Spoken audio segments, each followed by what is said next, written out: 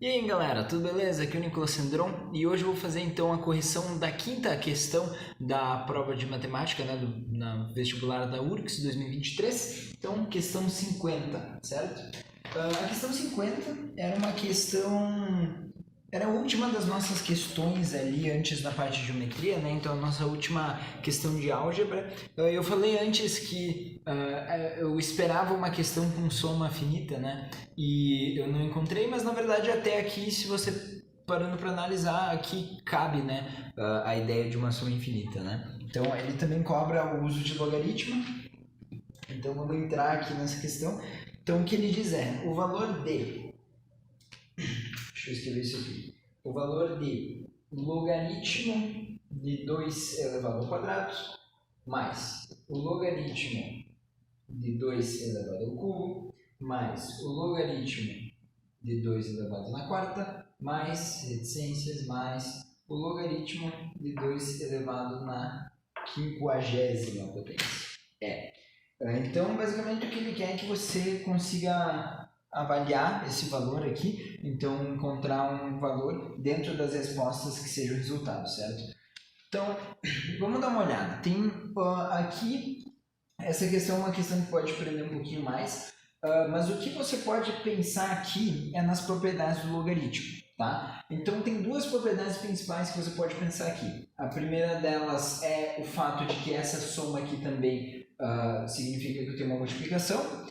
Ou você pode lembrar da propriedade da potência e passar esse 2 aqui para frente, esse 3 para frente, coisa e tal. Qualquer um desses dois jeitos, a sua resolução vai ser igual, tá? Então, independe de qual dessas duas técnicas você quiser usar. Então, eu vou fazer com a primeira propriedade do logaritmo, tá? Então, qual que é a propriedade? Se eu tenho o logaritmo, um logaritmo de base b de um valor a elevado na m, isso é a mesma coisa que m vezes o logaritmo base b de a, tá? Então, essa é a primeira propriedade que eu vou usar. Usando essa propriedade, a gente vai ter, então, agora na nossa equação, 2 vezes o logaritmo de 2 mais 3 vezes o logaritmo de 2 mais 4 vezes o logaritmo de 2 mais reticências mais 50 vezes o logaritmo de 2. Tá? Então, isso é o primeiro jeito que a gente pode fazer. E ao fazer isso, a gente cria aqui um coeficiente comum. Tá? Então, um coeficiente não, a nossa parte literal. Não é bem uma parte literal, mas enfim, a gente cria um fator comum entre eles, né, que é o logaritmo de 2. E por causa disso, isso significa que a gente pode realizar essa soma aqui. Então, 2 logaritmo de 2 mais 3 logaritmo de 2, 5 logaritmo de 2, tá? E você pode fazer toda essa soma. Mas, é claro, você não vai fazer 2 mais 3 mais 4 mais 5 mais 6 mais 7 até 50, né? Isso é muito. Você poderia fazer isso? Poderia. Eu não recomendo que você faça porque 50 é um número bem grande, né? Então, normalmente, quando eu estudar isso aqui, é justamente um valor que dê muito absurdo. Então, tu somaria ali, daria mais de 1000, né? É um valor muito alto para você ficar fazendo essa soma e perder todo esse tempo. Então, tem duas fórmulas, né? Duas maneiras que eu posso te dar para você calcular. Tá? Quais que são essas maneiras? O primeiro é, você pode lembrar que da tua parte de, como é que é? Sequência aritmética, progressão aritmética. Tu pode lembrar das suas fórmulas de progressão aritmética, né? E daí perceber que isso aqui é uma progressão aritmética com, do 2 até o 50, e daí aplicar a fórmula que você tiver. Ou você pode ser como eu, que odeia progressão aritmética, e fazer de outra forma, né? Então, como é que eu faço as questões de progressão aritmética quando eu encontro uma? Bom, eu sei uma fórmula de cor, tá? Que eu vou passar aqui para vocês, que é n vezes n mais 1 dividido por 2. Tá? O que é n vezes n mais 1 dividido por 2? Isso aqui é a soma de todos os números inteiros de 0 até n. Tá? Então, se eu botasse aqui os 50, eu ia ter a soma de 0 mais 1 mais 2 mais 3 papapá, até 50. Ou seja, se eu pegar esse valor aqui e subtrair 1, eu vou ter então qual seria o coeficiente aqui da minha equação, né? O valor, quantos log de 2 eu tenho, né? Então eu poderia fazer isso. Outra maneira que eu tenho de fazer também, que é equivalente, é eu fazer uma combinação de n mais 1 escolhe 2. Tá? E isso aqui é um outro jeito de fazer, não muda muito, porque na verdade se você pegar e resolver isso aqui com n mais 1, você vai ver que dá a mesma coisa, né? Você vai ver que a resposta é a mesma, então eu posso até desenvolver. Isso aqui seria a mesma coisa que n mais 1 fatorial dividido por 2 fatorial vezes n menos 1 fatorial, tá? Porque n menos 1 é n mais 1 menos 2, né?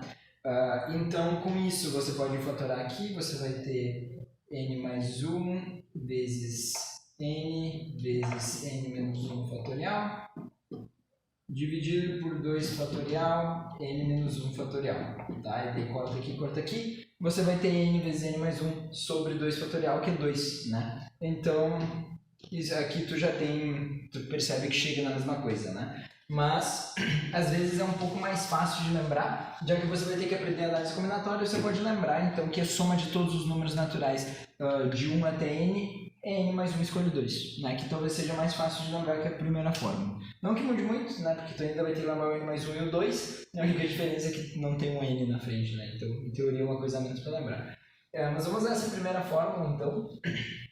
E eu sei, então, que eu posso botar isso aqui menos 1 e eu vou ter o valor que eu quero. Então, se eu aplicar 50 aqui, eu vou ter 50 vezes 51 dividido por 2 é menos 1, é igual ao que eu quero, tá? E daí aqui eu posso usar uma técnica que nem eu usei no episódio anterior. Então, 50 ao quadrado é uma coisa muito fácil de calcular, é 2.500, certo? Então é 2500. E daí, para eu saber vezes 51, ao invés de vezes 50, é só eu somar 50 de novo, certo? Então, eu sei aqui que isso aqui é igual a 2550, né? 2550 dividido por 2 menos 1, tá? Aí isso aqui dividido por 2, aqui metade de 2 é 1, metade de 5 é 2,5, então eu boto 2 aqui e passo 5 para cá. Metade de 5 é 2,5, mais o 5 que estava aqui eu boto 7, 5. E daí isso aqui menos 1. Então a nossa resposta aqui vai ser 1274. Tá? O que isso significa? Isso significa que a minha soma no final daria 1274 log de 2, que é a mesma coisa que logaritmo de 2 elevado na 1274, certo? Então, com isso, a gente encontra ali a nossa alternativa de letra B, certo? Logaritmo de 2 elevado na 1274, que é a nossa resposta. E como eu falei, a gente poderia utilizar outra propriedade do logaritmo, então eu vou fazer rapidinho aqui só para vocês saberem como é que seria. Mas o processo de desenvolvimento, depois que você aplica a propriedade, é o mesmo, né? Então isso não mudaria muito. Mas você pode lembrar que a soma de dois logaritmos de mesma base é a mesma coisa que eu fazer logaritmo de o que está dentro do primeiro valor vezes o que está dentro do segundo, então que seria vezes 2 na 3, vezes o que está dentro do terceiro, então vezes 2 na quarta, vezes o que está dentro no próximo, então reticências, vezes 2 na 50. Tá? E aqui, da mesma forma que a gente fez antes, a gente pode fazer aqui, porque a gente sabe que se a gente está multiplicando valores exponenciais de mesma base, a gente pode então só somar os expoentes, né? Então eu vou ter que isso aqui é igual a logaritmo de 2 elevado na 2 mais 3 mais 4 mais reticências mais 50, certo?